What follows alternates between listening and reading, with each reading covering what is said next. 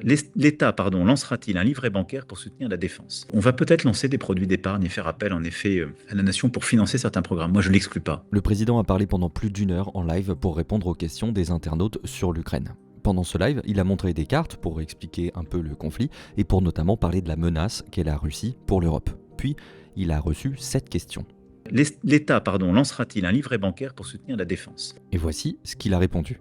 Je vais vous dire, d'abord merci pour cette question. C'est exactement un des enjeux de ce soir pour moi. Je voudrais vous convaincre que vous avez un rôle à jouer dans ce moment, dans cette ère dans laquelle nous entrons. Et que peut-être dans notre pays où depuis plusieurs années on s'était habitué à se demander ce que le gouvernement pouvait faire pour nous, on rentre dans une époque où chacun d'entre nous doit se demander ce qu'il peut faire pour la nation française et la République. Et au fond, j'ai besoin de vous. On va peut-être lancer des produits d'épargne et faire appel en effet à la nation pour financer certains programmes. Moi, je ne l'exclus pas. Et je pense que c'est une très bonne idée. Et l'idée, elle n'est pas complètement nouvelle. En mars 2024, le Sénat avait déjà adopté une proposition de loi que les fonds dans les livrets A et les livrets de développement durable des Français servent aussi à financer des entreprises de l'industrie de la défense.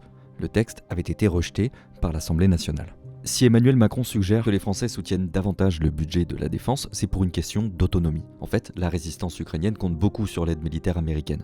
Mais les dernières prises de position de Donald Trump, qui s'alignent sur la rhétorique de Vladimir Poutine, jusqu'à qualifier le président ukrainien Zelensky de dictateur, remet celle-ci en question. On a aussi des États-Unis d'Amérique qui nous disent, et il faut l'entendre, on a trop payé pour vous, on veut que vous preniez plus votre part du fardeau. Et il a également rappelé les dépenses militaires russes régulièrement augmentées. Elle a produit un effort de guerre considérable, ce qui fait que la Russie aujourd'hui, elle investit dans la production des armements 10% de son produit intérieur brut. Nous, en France, c'est 2%.